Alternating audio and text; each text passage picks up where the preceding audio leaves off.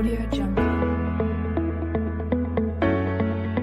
A warm welcome to another series of Doctor 2, where we aim to educate, enthuse and help you along your journey towards becoming a master of your own health. Now remember, anything said here is simply for advice. If you have any personal symptoms, it's important that you speak to your personal physician, your GP, to get the advice that's most suitable for you. Thank you for joining us as we continue along our mental health series. Today we'll be discussing psychosis. Now, what is psychosis? Now, psychosis encompasses hallucinations as well as delusions. So let's talk about hallucinations. Hallucinations is a sense of altered awareness. This is where your bodily senses are detecting things that appear very real to you or to the individual experiencing hallucination that no one else around them is experiencing. So for example, if someone is experiencing auditory hallucination, they may actually hear someone talking to them or talking about them that no one else around them is able to detect. Or if someone experiences visual hallucination, they may actually see vivid images of something or someone in front of them or ahead of them that no one else around them sees. Likewise, with tactile hallucination, someone may experience the sensation of something crawling up their skin, along their skin, that again, no one else sees. And the same can happen for the sense of taste and smell as well. So that's hallucination.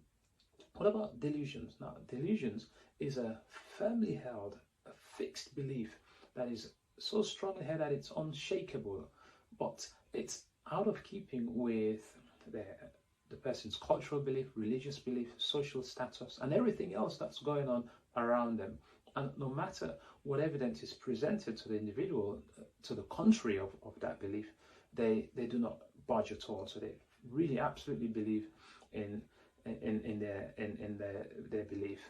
For example, if someone might believe that the world is going to end next month and there's nothing you can say to that person to dissuade them otherwise, or someone might believe that they've seen a particular religious figure and there's nothing that you can do to dissuade them otherwise.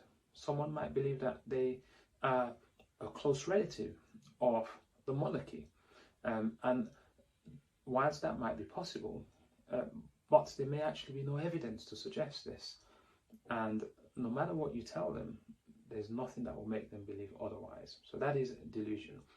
So psychosis is a symptom, and it doesn't necessarily mean someone has an underlying mental health condition. Just for example, as chest pain is a symptom that can suggest someone having a heart attack, a chest infection. They may have developed a blood clot in their lungs. They may just be anxious and hyperventilating. Psychosis is a symptom that can suggest various underlying conditions, including some mental health conditions such as schizophrenia or mania or bipolar affective disorder. There are others. I don't want to be too technical here, but there are others, for example, called schizophreniform disorder, a type of schizophrenia that tends to last for less than 6 months, or schizoaffective disorder. And you have various types of delusional disorders as well. But the psychosis itself may suggest an underlying organic condition. So what I mean by organic is, there's actually a physiological explanation for this. So they may have an infection, and once treated, the psychosis will go away. Some medications can actually induce hallucinations and delusions, so can cause psychosis. And once identified and taken away from the patient, their symptoms can resolve. Some patients may develop a head injury, a stroke, or a brain infection such as meningitis. So psychosis itself is just a symptom, but once noticed, the work then starts to find out what is causing the psychosis in that particular individual. I'm going to focus today on the mental health conditions that tend to cause psychosis. So I mentioned some of these already. One of them is schizophrenia. The other is bipolar affective disorder. And then you have other specific delusional disorders and various combinations of mood disorders and actual hallucinations or delusions. So about 3 in every 100 individual will develop an episode of psychosis in their lifetime. And often people don't just go from being completely normal 1 minute to developing full-blown psychotic symptoms. So what are the early signs of someone developing psychosis? This is really important because if identified early, there is opportunity for you to see a clinician, or for your loved one to take you to see a clinician, as you might not actually notice it in yourself, and for appropriate interventions to be put in place before developing full-blown psychotic symptoms. But some of the early symptoms include, poor concentration, not being able to hold a job down because of problematic relationships with colleagues at work, with behaving in an unreasonable manner, according to the social norms in the workplace or even at home. It may actually also impact educational attainment. Someone might go from doing very well once upon a time, perhaps at GCSE levels or at university, to all of a sudden becoming more withdrawn, not focusing, not being able to organize their thoughts well, and as a result, not performing well academically. They may also start to neglect themselves, so not taking good care of themselves. These are just some of the subtle signs that may be apparent before someone develops full-blown psychotic symptoms. Now, specifically in relation to delusional disorders, individuals may actually start to believe they have personal significance above others or amongst others, or they may actually think that particular objects around them have particular significance that only they can appreciate and see. Some individuals may actually start to become quite paranoid, perhaps because they believe that the world is against them, that everyone wants to cause harm to them, and so they start to feel withdrawn, or they may react aggressively towards someone who they believe is actually about to attack them.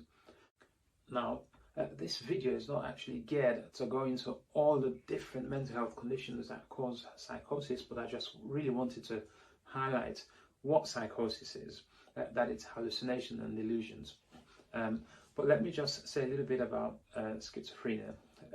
1% of the population will develop schizophrenia in their lifetime.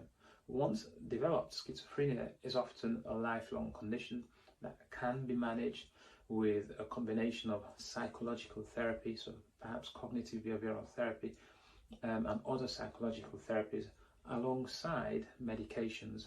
Often these are antipsychotic medications that are usually in the form of tablets, but some people may actually benefit from taking them in the form of long-acting injections, we call depot injections, along with putting in place appropriate, social support.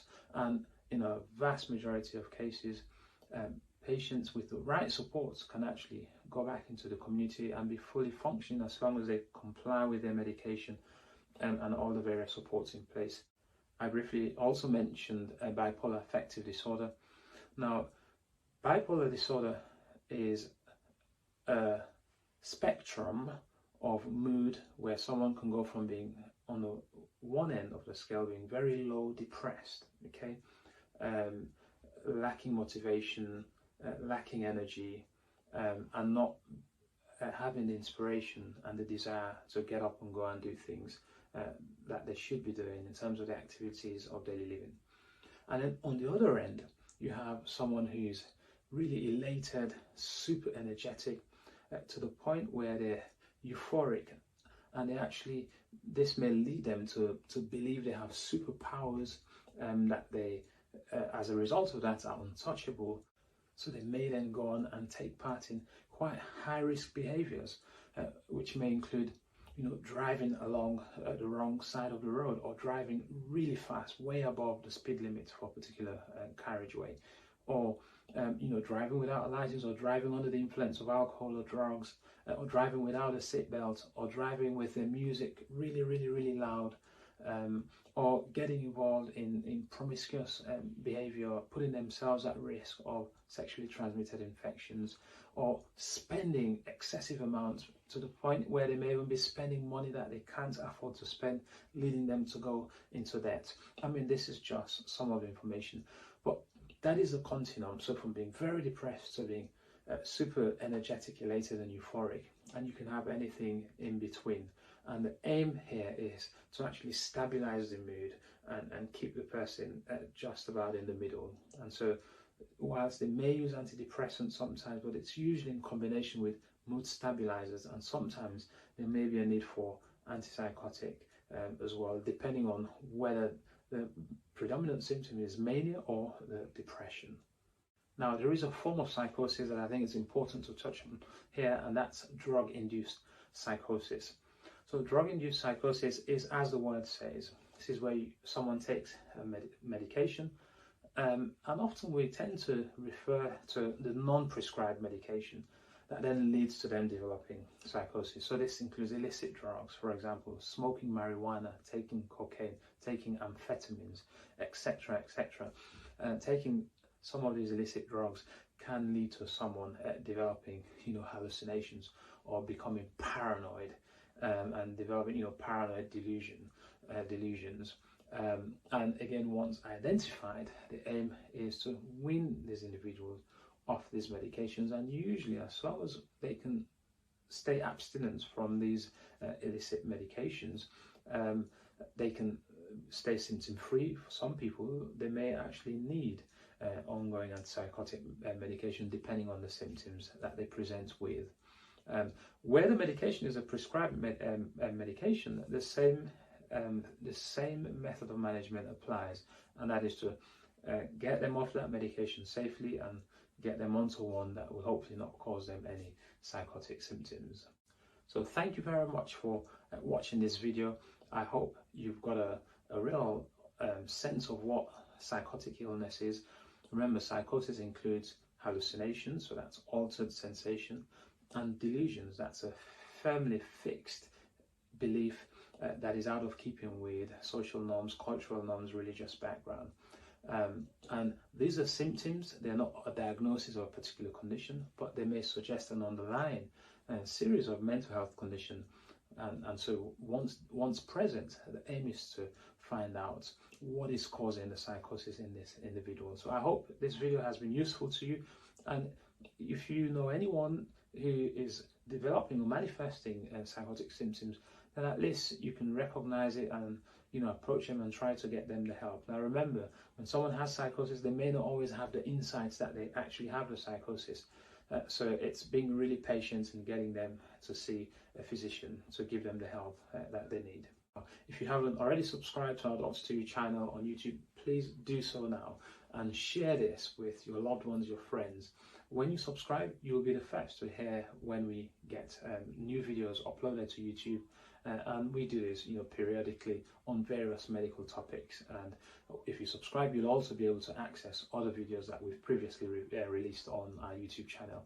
I wish you all the best in your quest to be a master of your health.